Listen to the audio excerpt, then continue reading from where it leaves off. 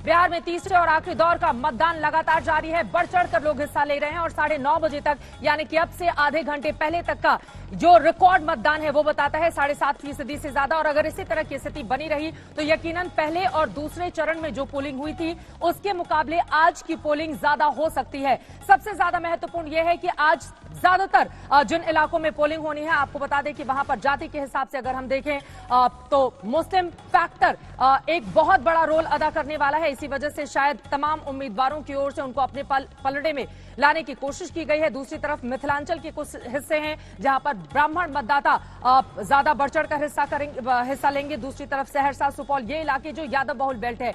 लेकिन जिससे भी बात करो वो यही कह रहा है, जो मतदाता पोलिंग बूथ तक पहुंच रहा है वो यही कह रहा है कि विकास को जेहन में रखते हुए, ध्यान में रखते हुए हम इस बार वोट कर रहे हैं। तो अब की बार किसका बिहार, कौन बिहारी, सब पर भारी, सभी के जेहन में यही सवाल बना हुआ है। और यकीनन जैसे जैसे दिन चढ़ेगा वैसे वैसे तस्वीर और ज्यादा साफ होती हुई चली जाएगी। बिहार में तीसरे दौर की वोटिंग लगातार जारी है। एक तरफ महागठबंधन के अपने दावे हैं तो वहीं दूसरी तरफ आपको बता दें, मैं चाहूंगी फुल फ्रेम यह आंकड़ा दिखाया जाए जिसके जरिए हम बता सकते हैं कि तीसरे चरण में कहां कहां कितने फीसदी अब तक मतदान हो चुका है। मुजफ्फरपुर में आप देख पा रहे हैं कि तकरीबन 7.5%, पश्चिमी चंपारण में 7.73%, वहीं समस्तीपुर में 7.32%, वैशाली की भी तस्वीर आपके सामने है। और यकीनन अगर इसी तरह से चलता रहा तो आगे आने वाले वक्त में यानी कि अगले 2 से 3 घंटों में जो मतदान का प्रतिशत है वो बहुत कुछ अपने आप में बयां करने के लिए काफी होगा। 15 जिलों की ये 78 सीटें, जिसमें 65 सामान्य सीटें हैं, 13 आरक्षित सीटें हैं, 1204 उम्मीदवार मैदान में हैं। और ये अलग अलग 4 तस्वीरें हम आपको दिखा रहे हैं किस तरह से बढ़ चढ़कर जो बुजुर्ग महिला मतदाता हैं वो मतदान करने के लिए पहुंच रही हैं। दिव्यांग भी किस तरह से पहुंच रहे हैं वोट डालने के लिए। युवाओं की तादाद हालांकि पिछले पहले और दूसरे चरण में उस तरह की हमने नहीं देखी, लेकिन उम्मीद यही कि आज जिन जिन इलाकों में वोटिंग हो रही है वहां पर युवा बढ़ चढ़कर मतदान में हिस्सा लेंगे और अगले 5 सालों के लिए अपने भविष्य का निर्धारण करेंगे।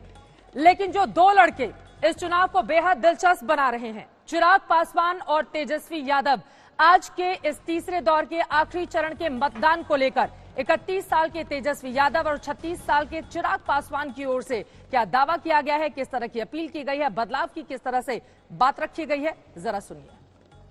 हाँ, देखिए, मैं सब लोगों से अपील करूंगा कि मत का प्रयोग करें, सब लोग घर से निकलें और वोटिंग करें, लोकतंत्र के इस पर्व में भागीदार बने।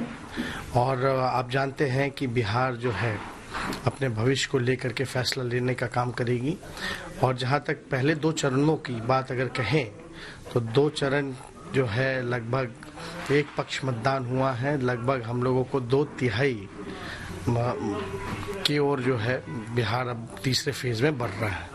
जिस तरीके से 2 चरण में प्रदर्शन रहा, पूरी उम्मीद करता हूं कि उससे बेहतर प्रदर्शन ही हम लोग का तीसरे चरण में भी होगा। मुझे लगता है तमाम इन विषयों को ध्यान में रखते हुए बिहार की जनता मतदान करेगी। बस ये आग्रह इतना जरूर करता हूं कि जरूर निकलें, घर से बाहर जाएं, मतदान करें, आपका अधिकार है, मताधिकार का प्रयोग जरूर करें। और यही मौका है कि बिहार के अगले 5 साल को हम लोग बेहतर बना सकते हैं, पिछले 15 सालों से बेहतर बना सकते हैं। जिन 78 सीटों पर आज वोट डाले जा रहे हैं उनमें सबसे ज्यादा तेजस्वी यादव 46 सीटों पर चुनावी मैदान में उनकी पार्टी है, जबकि 42 सीटों पर एलजेपी है। और दोनों को आप सुन रहे थे, दोनों के मुखिया किस तरह से अपनी अपनी जीत का दावा करते हुए। लेकिन प्लूरल्स पार्टी की पुष्पम प्रिया वो भी चुनावी मैदान में है। मुख्यमंत्री पद की दावेदार खुद ही उनकी ओर से घोषित कर दिया गया। उनकी ओर से आज के इस आखिरी चरण के मतदान को लेकर क्या कुछ कहा गया है, उनसे बातचीत की है हमारे संवाददाता कुमार अभिषेक ने। सुनिए। बिहार को बदलना है और बहुत ही अच्छा सब कुछ चल रहा है, बहुत अच्छा रिस्पांस आ रहा है। हर समुदाय का, हर मजहब के लोगों का, सब अच्छे से रिस्पॉन्ड कर रहे हैं। लोग थक गए हैं, लोगों को अब इन लोगों से मुक्ति चाहिए और इस बार लालू जी और नीतीश जी से मुक्ति पाएंगे। इनको सिर्फ इस वजह से मुख्यमंत्री उम्मीदवार नहीं होना चाहिए क्योंकि ये किसी खास परिवार में पैदा हुए। कोई दिक्कत नहीं है राजनीति करने में, संघर्ष करे, पढ़ाई लिखाई पूरी करे, सीखे कि कैसे नीतियां बनाएंगे। सिर्फ बकैती करने से तो राज्य नहीं चलेगा और भाषण देने से तो राज्य नहीं चलेगा। वो तो सिर्फ उसी दिन तक जिस दिन तक चुनाव है, पर उसके बाद जो 5 साल हैं, 5 वर्ष हैं, उसमें वहां पे बैठ के आप क्या करेंगे? आप कुछ तो आना भी चाहिए और अपनी पार्टी बनाएं, सब कुछ छोड़ें, अपनी पार्टी बनाएं, सब कुछ स्क्रैच से शुरू करें। परिवारवाद को खत्म करने की जरूरत है। मैं तो आपको कहूंगी कि संविधान में अब नियम बनाने की जरूरत है। क्या 8 मार्च से पहले ये सारी बातें हुई थी? नहीं हुई थी। ये सारी बातें हमने पहले शुरू की करना और उसके बाद इन लोगों ने दे फॉलो द स्वीट, वही हुआ। तो नहीं फर्क पड़ता इनको। और अभी बात करके क्या होना है, जो इतना वक्त आपको दिया, आप 2 साल डिप्टी चीफ मिनिस्टर थे, नीतीश जी 15 साल थे, उससे पहले 15 साल इनके पिताजी थे, तो ऐसा मतलब कुछ तो हुआ नहीं। लोग समझदार हैं, लोग समझते हैं कि ये सब चुनाव के वक्त में होता है, लोग कुछ भी कहते हैं, और इसकी वजह से इन्होंने इतना स्तर गिरा दिया है चीजों का कि जब हम सही भी कहते हैं तो अब लोगों को विश्वास नहीं होता।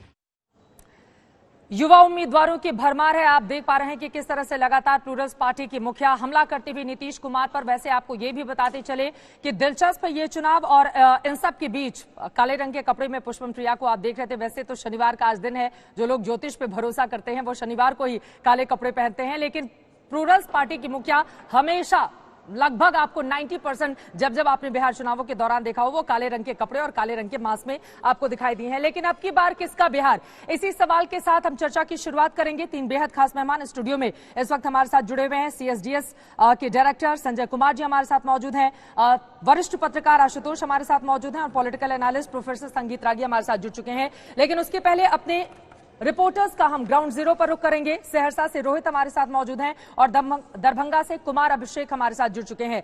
सबसे पहले रोहित, आपका रुख करते हुए, सहरसा में आपकी मौजूदगी है, वो कौन कौन से मुद्दे हैं जिनको जेहन में रखते हुए मतदाता मतदान के लिए पोलिंग बूथ तक पहुंच रहे हैं, और यहां पर महत्वपूर्ण मुकाबला, टक्कर किन किन उम्मीदवारों के बीच देखने को मिल रही है?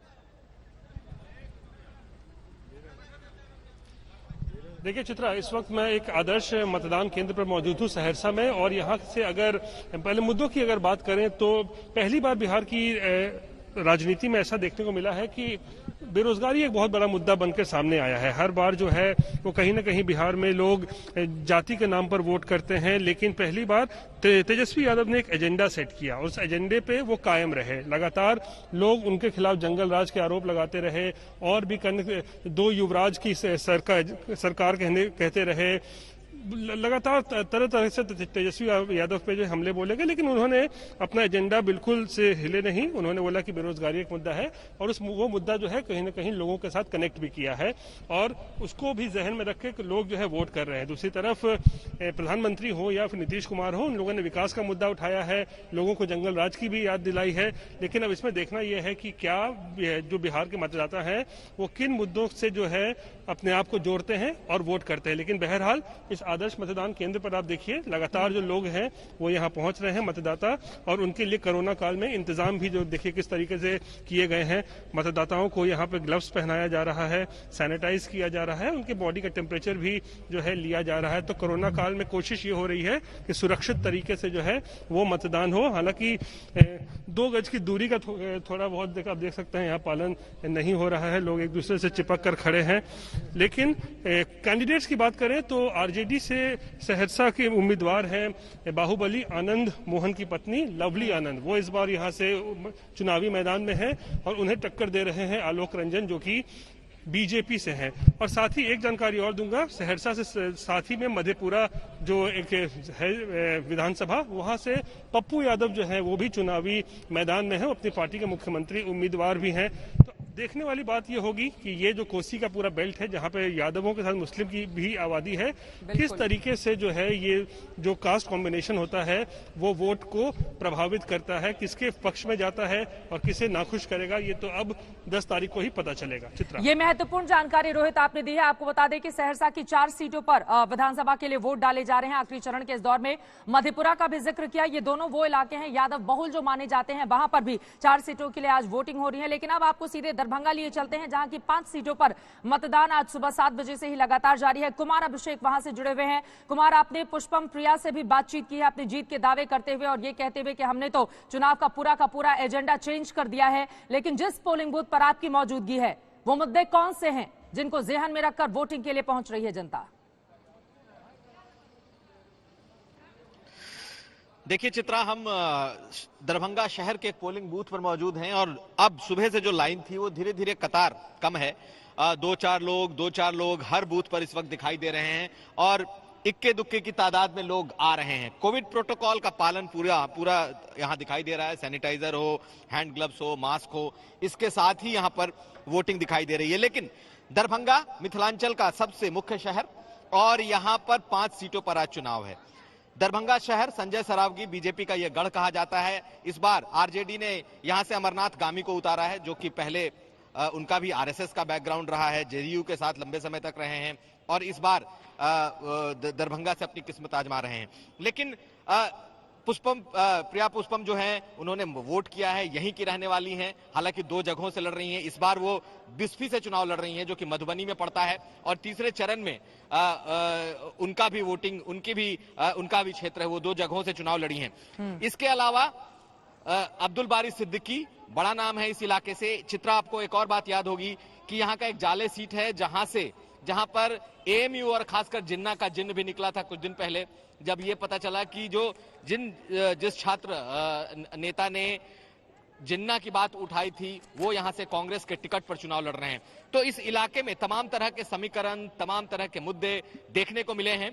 लेकिन जैसा जिक्र रोहित कर रहे थे कि जो एक एजेंडा सेट है कि क्या ये जो चुनाव है ये बेरोजगारी और रोजगार के नाम पर होगा, बदलाव के नाम पर होगा, या फिर विकास की बात और जो पुरानी जंगल राज की बात है वो चीजें आएंगी। एक बात और हमने यहां देखा वो ये कि जो एक बोलता वोटर दिखता है और एक चुप वोटर दिखता है, तो क्या इसमें भी कहीं कोई खेल है? क्या बोलता वोटर इस वक्त तेजस्वी का है, क्या जो चुप वोटर है वो नीतीश का है? तो बहुत तरह के परमिटेशन, कॉम्बिनेशन इस वक्त इस पूरे चुनाव में दिख रहे हैं। 78 सीटों पर चुके ये चुनाव है जो बेहद अहम है। बिहार में आखिरी दौर का मतदान लगातार जारी है। 15 जिलों की 78 सीटों पर सुबह से ही वोटिंग हो रही है। बढ़ चढ़कर मतदाता हिस्सा ले रहे हैं, लेकिन इस इलाके का पूरा समीकरण कहता क्या है, अब जरा वो देखिए।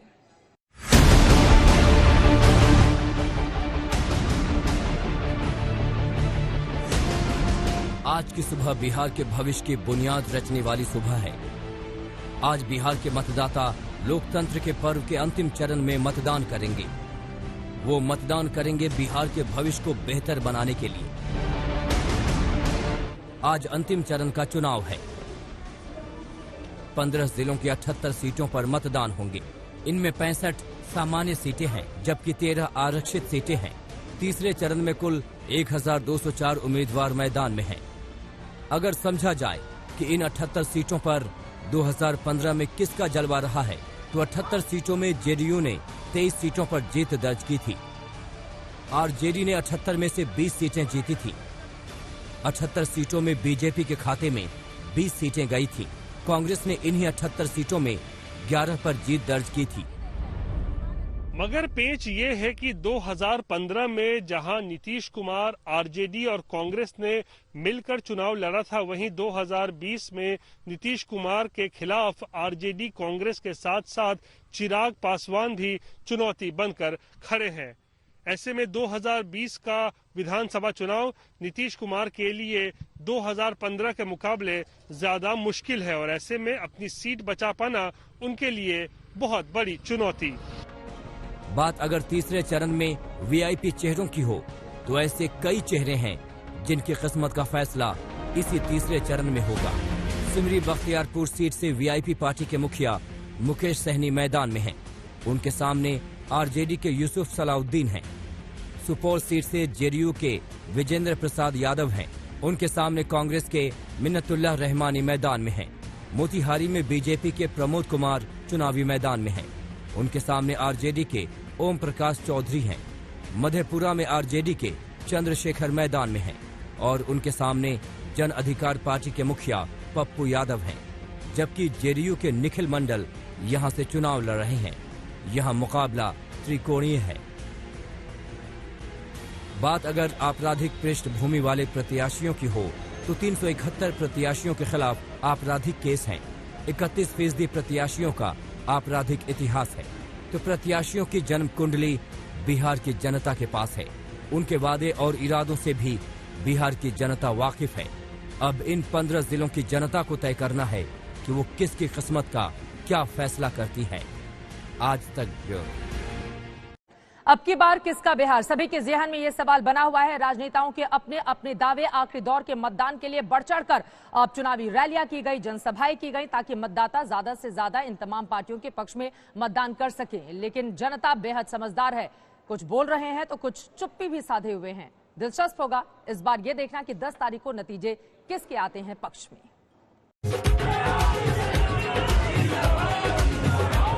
भाई बहन, आप सभी के प्रणाम। इन्हें सत्ता से बेदखल कर दिया, नीतीश जी को मौका दिया तो ये बौखला गए।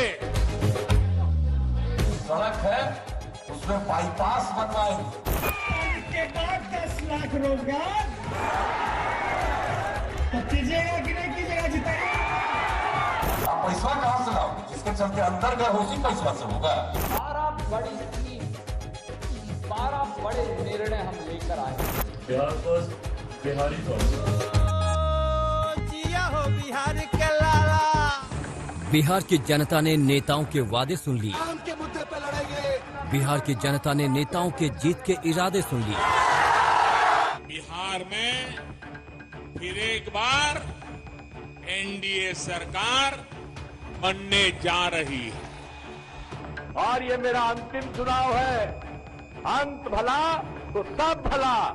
बिहार की आधी से ज्यादा जनता ने आधे से ज्यादा उम्मीदवारों की किस्मत को ईवीएम में कैद भी कर दिया। अब सवाल ये है कि अब की बार किसका होगा बिहार? कौन बनाएगा सरकार? कोरोना की बंदिशों के बीच भी इतनी भारी संख्या में आना, ये आपका जोश, ये आपका उत्साह, ये साफ साफ बता रहा है कि 10 नवंबर को नतीजे क्या होने वाले हैं। प्रधानमंत्री नरेंद्र मोदी बीजेपी की ओर से वो तुरुप का इक्का हैं जो चुनाव की दशा दिशा बदल देने का मादा रखते हैं। उन्होंने बिहार में एनडीए की ओर से ताबड़तोड़ रैलियां की। हर रैली में उन्होंने नीतीश के सुशासन के साथ साथ लालू राज के जंगल राज को बार बार लगातार कहा। मकसद साफ था कि अब की बार एनडीए फिर दोहराए सरकार। अकेले पीएम नहीं, बीजेपी अध्यक्ष जेपी नड्डा के निशाने पर भी लालू का जंगल राज और तेजस्वी यादव ही रहे। बीजेपी और जनता दल यूनाइटेड मिलकर 2/3 की सरकार बनाएगी और नीतीश कुमार जी हमारे नेता होंगे। अगर हमारी सीट ज्यादा भी आती है तब भी नीतीश कुमार हमारे नेता होंगे। नीतीश कुमार ने बिहार को पूरे 15 साल तक संभाला है। 15 साल तक वो सत्ता के सिंहासन पर बैठे रहे, लिहाजा शुरुआती दौर में वो विकास की बातें ही कर रहे थे। वो जनता को बता रहे थे कि कैसे लालू के शासन में अपराध था और कैसे उन्होंने अपराध पर काबू पाया और बिहार को विकास की ओर भी ले गए। काम होने के बाद कोई अपने घर से नहीं निकल पाता था और जिस तरह से हम सब लोगों को जब आप लोगों ने काम करने का मौका दिया, हम लोगों ने अपराध से छुटकारा दिलवाया, तरक्की के रास्ते पर ले जाने की कोशिश की। इस चुनाव में एनडीए ने पूरा दमखम झोंक दिया, मगर दूसरी ओर एनडीए को परास्त करने के लिए तेजस्वी यादव भी कहीं कमजोर नहीं दिखे। तेजस्वी रैलियों का रिकॉर्ड बना रहे थे। वो ताबड़तोड़ जनसभाएं कर रहे थे और हर जनसभा में भरोसा दिला रहे थे कि अब की बार वही करेंगे बिहार का उद्धार। नीतीश जी का विदाई तय है ना? जब तय है तो हमने भी फैसला किया है कि मुख्यमंत्री रहते पहला कदम अगर मेरा चलेगा तो एक साथ देश के इतिहास में पहली बार 10 लाख नौजवानों को सरकारी नौकरी पहले मंत्रिमंडल की बैठक में। रोजगार के मसले पर बिहार की जनता के बीच उतरे तेजस्वी यादव नीतीश कुमार को थका हुआ साबित करने में लगे थे। उनकी भावभंगिमाएं बता रही थीं कि उनके मन में चुनाव जीतने की तड़प है, मगर दूसरी ओर चिराग पासवान थे। चिराग को अपनी जीत से ज्यादा नीतीश कुमार की हार का इंतजार रहा। अपनी हर रैली में वो सिर्फ नीतीश पर हमलावर रहे।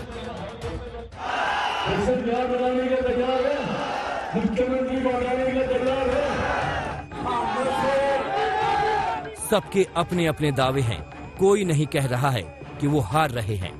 पीएम, केंद्रीय मंत्री, बीजेपी के नेता, खुद नीतीश कुमार अब सब दावा कर रहे हैं कि एनडीए बिहार में दोबारा सरकार बनाने जा रही है। दूसरी ओर नीतीश कुमार और कांग्रेस के नेता भी ऐसा ही दावा कर रहे हैं। वो कह रहे हैं कि बिहार की जनता नीतीश से त्रस्त है और अब वो बदलाव चाहती है।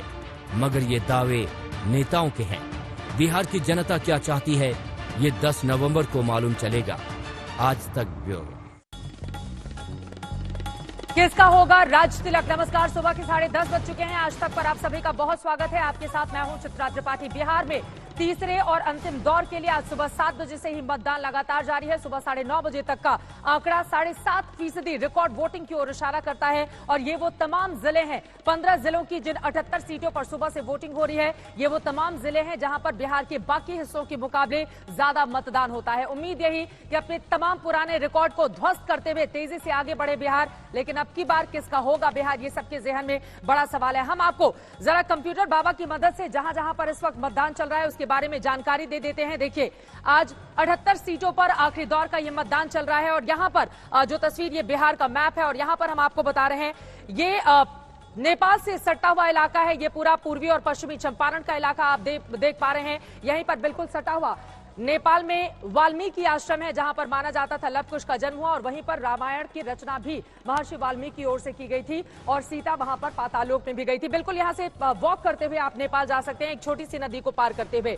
यहां से थोड़ा आगे बढ़ेंगे नेपाल के हिस्से से, ये जो पूरा का पूरा इलाका है ये पश्चिम बंगाल से सटता है। किशनगंज, जहां पर मुस्लिम आबादी बिहार में सबसे ज्यादा है, 60% से ज्यादा वहां पर मुस्लिम आबादी है। और आपको बता दें कि किशनगंज और उसके आसपास के इलाकों में बढ़ती मुस्लिम आबादी के मद्देनजर ही AIMIM के मुखिया असदुद्दीन ओवैसी ने 24 सीमांचल की सीटों में से 14 सीटों पर अपने उम्मीदवारों को उतारा है, जिनमें 11 मुसलमानों को टिकट दिया है। अब सवाल यह है कि ये जीतेंगे भी या फिर वोट कटवा की भूमिका निभाएंगे, क्योंकि यहां पर अगर AIMIM जिसके साथ उन्होंने गठबंधन किया है, यहां पर अगर वोट खींचने में कामयाब होता है तो जाहिर तौर पर सीधे सीधे जो महागठबंधन है उसको नुकसान होगा। यही कारण रही कि एक तरफ कांग्रेस तो दूसरी तरफ तेजस्वी यादव लगातार AIMIM के मुखिया पर निशाना साधते हुए बीजेपी की बी टीम उसको कहते रहे हैं।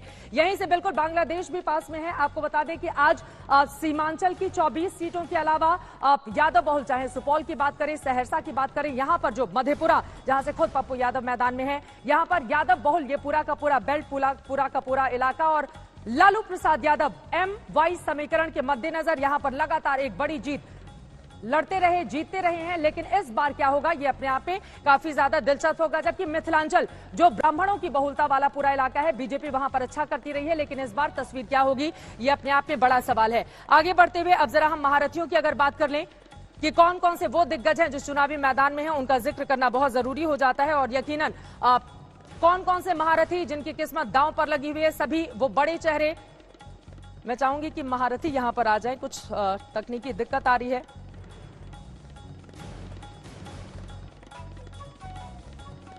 तीसरे दौर के महारथियों पर हम नजर डाल लेते हैं। आपको बता दें, एक तरफ जहां पप्पू यादव चुनावी मैदान में हैं, तो वहीं दूसरी तरफ प्लूरल्स पार्टी की पुष्पम प्रिया भी हैं, VIP के मुखिया भी चुनावी मैदान में हैं। मैं कोशिश करूंगी कि यहां पर जल्दी से वो आंकड़ा आ जाए। कुछ तकनीकी दिक्कत हमेशा की तरह होती रहती है कभी कभी, इसी वजह से वो चेहरे बस कुछ ही देर में आपको दिखाएंगे। लेकिन आशुतोष जी, अब सीधे आपका रुख करते हुए, बड़े गौर से सुबह से आप अखबार भी पढ़ रहे हैं और लगातार बिहार के चुनावों के मद्देनजर तमाम लोगों से आपने राय भी जानी, लिखा भी है बहुत कुछ अपने वेबसाइट पर। अब मैं आपसे जानना चाहूंगी कि मुद्दे और जातिवाद इस बार क्या हावी होता हुआ बिहार के इस विधानसभा चुनावों के मद्देनजर आपको नजर आ रहा है? क्योंकि जो वोटर वोट डालने जा रहे हैं वो तो बात कर रहे हैं मुद्दों की, लेकिन जातिवाद एक बहुत बड़ा फैक्टर है बिहार की राजनीति का।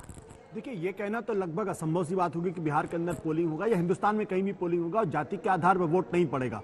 लेकिन ऐसा लग रहा है जैसे कि बिहार के इस चुनाव में पहली बार एक बेरोजगारी और नौकरी, ये अपने आप में एक बड़ा मुद्दा बन के उभरा हुआ है। तो ये दर्शाता है कि बिहार के अंदर दो चीजें हो रही। एक, जो पिछले 15 साल का शासन था उसमें उनको एक तरीके से उकताहट सी हो रही है, या उनको लग रहा है उनके साथ वो न्याय नहीं हो रहा। जो लोग ये समझते थे कि बिजली सड़क पानी दे देने मात्र से विकास हो जाता है, उनको ये सोचना पड़ेगा कि बिजली सड़क पानी तो बहुत ही बुनियादी चीजें हैं, उनके ऊपर भी जिंदगी होती है, लोगों को उनसे ऊपर भी आकांक्षाएं और उम्मीदें होती। तो मुझे लगता है कि जब आज के जमाने में जब बिहार के लोग जब वो बॉम्बे जाके देखते हैं या फिर दुनिया के दूसरे नक्शों पर देखते हैं, देखते हैं कैसे उनकी तनख्वाहें बढ़ रही हैं, उनके पास बड़ी गाड़ियां आ रही हैं, उनके पास बड़े घर हो रहे हैं, उनके पास फ्लैट्स हो रहे हैं, उनके पास तमाम सुविधाएं हो रही हैं और हमारे पास नहीं है। हाँ। तो जाहिर सी बात, अपनी तुलना करते हैं और उनको लगता है कि नहीं, ये हमारे पास होनी चाहिए, पिछले 15 सालों में नहीं हुआ। तो किसी ऐसे लोगों को की तरफ भी देख सकते हैं जो उनको ये देने का वायदा कर रहा हो या करने की हिम्मत रखता हो। प्रोफेसर रागी, आज क्या देख रहे हैं, किसके लिए संगीत की धुन बिहार में ज्यादा सुरमई होने वाली है? देखिए, पहली बात तो इसमें कोई दो राय नहीं है कि 15 साल के अंदर बिहार ने बहुत प्रगति किया है। बिजली, सड़क, पानी, जिन्होंने 80 के दशक को बिहार को नहीं देखा है वो बेशक ये कह सकते हैं, लेकिन जिन लोगों ने 80 के दशक और 90 के दशक के बिहार को देखा है उनको ये मानना पड़ेगा कि बिहार में स्कूल, शिक्षा व्यवस्था, सड़क, बिजली, पानी में अद्भुत प्रगति की है। आप देखेंगे क्या जो आशुतोष जी कह रहे हैं, देखिए हुआ क्या है कि बिहार के अंदर यदि आप गांव में जाएं तो उनके आप तय कीजिए कि उनके घरों में बिजली है, पक्के के मकान है, पहले मिट्टी के मकान, फूस के मकान हुआ करते थे, और वो सारी चीजें, स्थितियां बदल गई है पिछले 15 सालों के अंतर्गत। अब हुआ क्या है, जिस चीज की ओर वो इशारा कर रहे हैं हुआ इसलिए है ऐसा। ये क्यों परिवर्तन हुआ? क्योंकि बिहार जो है आप देखेंगे कि वो लेबर सप्लायर हो गया पहले से, और ये पहले से होते आ रहा है। जो इंडस्ट्रियलाइजेशन हुआ वो आप देखेंगे महाराष्ट्र के तरफ हुआ, सदर्न स्टेट्स में हुआ। जो बंगाल प्रेसिडेंसी थी उसके जितने जो हिस्से थे वे लेबर सप्लायर के तौर पर इमर्ज कर गए थे, और बिहार के अंदर जो है वो प्रगति जो है वो पिछले दशकों में हम ये मानते हैं कि वहां पर इंडस्ट्रियलाइजेशन नहीं होगा। लेकिन ये मत भूलिए कि यदि आपका ट्रैक रिकॉर्ड बहुत अच्छा है, आपने पहले विकास किया होगा, तब तो आपकी बातों पर कोई मानेगा। लेकिन आरजेडी का ट्रैक रिकॉर्ड कुछ ऐसा नहीं रहा है। लेकिन जब आपको 15 सालों के हिसाब को देने का वक्त आया तो आप बीते 15 सालों में 15 साल के पहले 15 साल क्या हुआ उसको गिनाएंगे तो जनता तो सवाल पूछेगी ना प्रोफेसर रागी। अब तो खैर मतदान का दिन है, दोनों ही पक्षों की ओर से बढ़-चढ़ कर दावे किए जा रहे हैं। मैं फौरन लौट रही हूँ, जरा ग्राउंड जीरो पर चलते हैं। महत्वपूर्ण बात आपकी ओर से कही गई और यकीनन इन्हीं तमाम बातों को रखते हुए सामने नीतीश कुमार बार बार सुशासन का दावा भी कर रहे हैं, लेकिन वहीं दूसरी तरफ आपको बता दें तेजस्वी यादव की ओर से ये जो 10 लाख नौकरी देने का वादा किया गया है, क्या वो ट्रम्प कार्ड साबित हुआ या फिर नीतीश कुमार बाजी मार ले जाएंगे, ये महत्वपूर्ण सवाल है। लेकिन एक बार फिर से सहरसा का रुख कर लेते हैं। रोहित वहां से हमारे साथ जुड़ चुके हैं। रोहित, 4 सीटों पर लगातार पोलिंग जारी है इस वक्त। जरा पीछे की तस्वीरें हमारे दर्शकों को आप दिखाइए, और अलग अलग हिस्सों में आप होकर आए हैं बिहार के। क्या पहले और दूसरे चरण में जिस तरह की वोटिंग हुई थी, तीसरे चरण की वोटिंग क्या एक अच्छा संकेत कर रही है रोहित?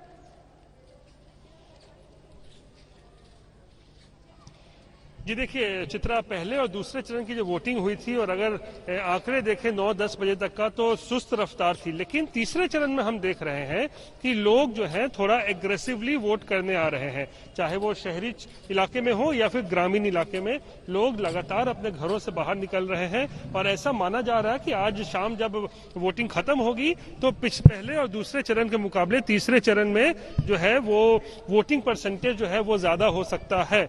और फिलहाल तस्वीरें आपको एक मतदान केंद्र के दिखा रहे हैं, ये आदर्श मतदान केंद्र है और यहाँ पर देख सकते हैं किस तरीके से इंतजामात किए गए हैं लोगों के आने के लिए जो आ सकते हैं। यहाँ पे एनसीसी के बच्चे हैं, यहाँ पर आप देख सकते हैं हाथ में सैनिटाइजर्स लेके, ग्लव्स पहन के हैं।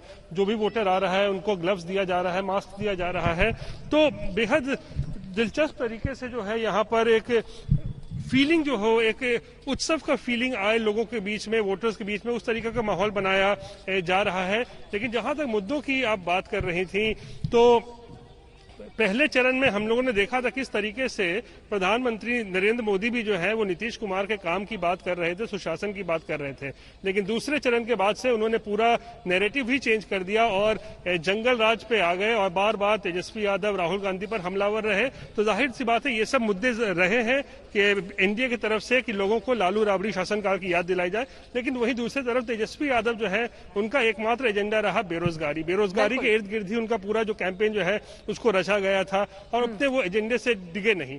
अब ऐसे में देखना यह है कि आज जब तीसरे चरण का चुनाव हो रहा है, खासकर सीमांचल, मिथिलांचल और कोसी क्षेत्र में, और सीमांचल वो जो मुस्लिम बहुल इलाका है, तो क्या तेजस्वी यादव का जो एजेंडा है वो लोग जो है स्वीकार करते हैं या फिर एनडीए ने जो एक बात कही है जंगल राज की, पुराने शासनकाल की, उसको लोग ध्यान में रख के वोट करेंगे। ये अब 10 नवंबर को ही पता चलेगा। चित्रा, बार बार प्रधानमंत्री नरेंद्र मोदी की ओर से जंगल राज के युवराज कहकर तेजस्वी यादव पर तंज कसा गया, जंगल राज की याद दिलाई गई। नीतीश कुमार भी यही बातें लगातार दोहराते हुए नजर आए, लेकिन इसका कितना असर पड़ेगा हम जाएंगे अपने संवाददाताओं के पास। हमारे साथ कुमार अभिषेक भी दरभंगा से जुड़े हुए हैं, लेकिन आपको बताते चले सहरसा की एक और महत्वपूर्ण सीट वीआईपी जो कि एनडीए के साथ है, वो चुनाव लड़ रही है और उसके मुकेश सहनी, उनकी भी प्रतिष्ठा दांव पर लगी हुई है। सिमरी बख्तियारपुर से सहरसा की इस सीट से वो चुनावी मैदान में है। 2018 में उन्होंने अपनी ये पार्टी बनाई थी और सेट डिजाइनर बॉलीवुड के थे। 2015 में बीजेपी को मदद की थी सेट डिजाइन करके, लेकिन इस बार खुद उनकी प्रतिष्ठा दांव पर लगी हुई है।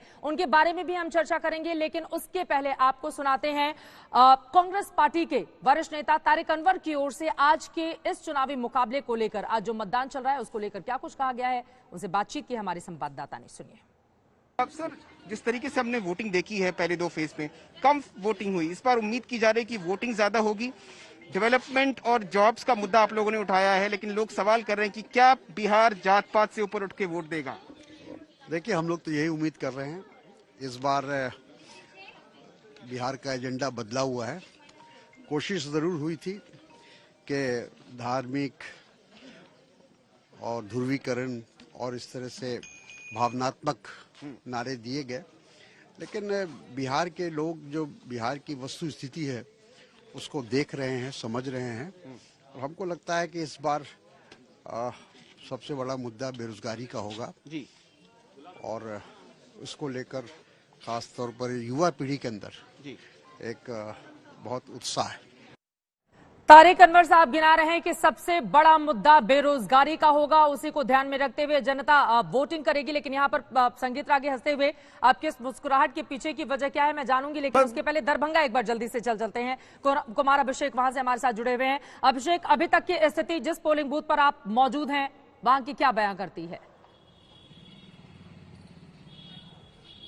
चित्रा, हम पुअर होम जो कि दरभंगा शहर का है, दरभंगा महाराज का डोनेट किया हुआ है, कभी अनाथालय हुआ करता था, नेत्रालय है गरीबों के लिए, लेकिन यहाँ पर आपको कोई लाइन नहीं दिखाई दे रही, कोई भीड़ नहीं दिखाई दे रही।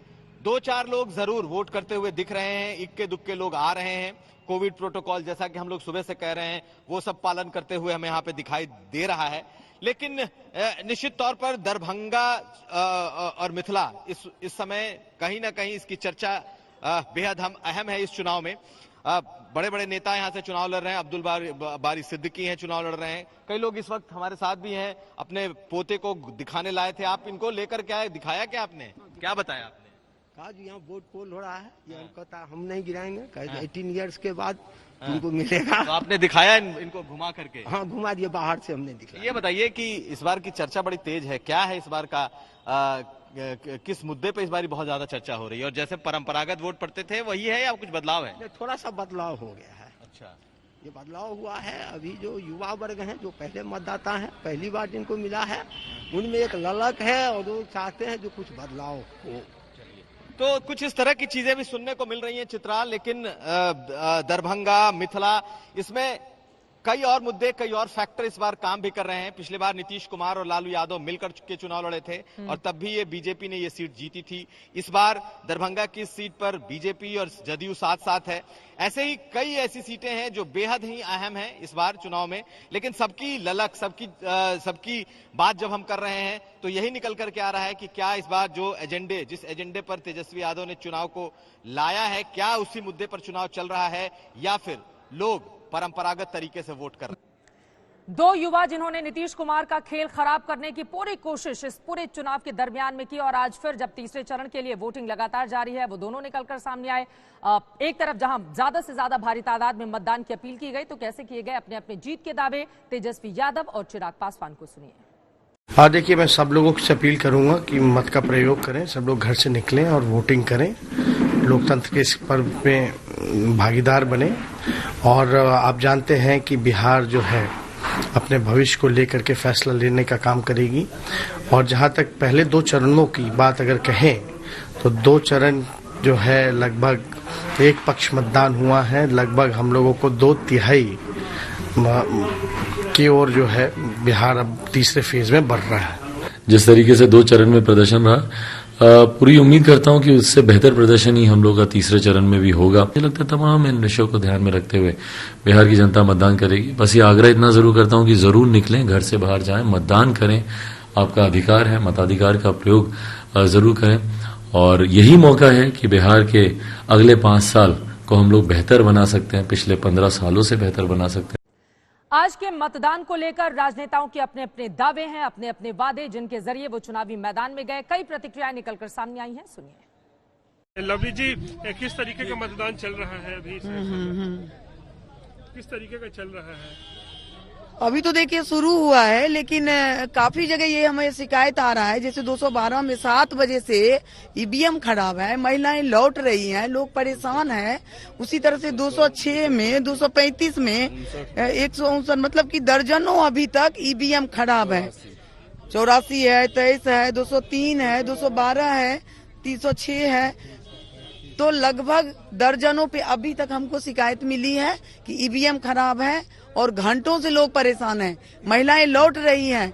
तो इस तरह से अगर लेट से ये लोग शुरू कराएंगे तो हम कहीं लेट तक वो करने देने के लिए, और अब खबर किया जा रहा है, अभी तक आया नहीं है। किस तरीके का मतदान आप देख रही है? महागठबंधन के फेवर में जा रहा है क्या अभी तक? बिल्कुल महागठबंधन की जीत है, महागठबंधन के फेवर में जा रहे हैं, और तभी जाकर के इतना परेशान लोगों को किया जा रहा है। इसीलिए किसके तरफ से परेशान किया जा रहा है? क्या अभी तो प्रशासन के द्वारा हम कहे हैं, तो अभी तक आया नहीं है।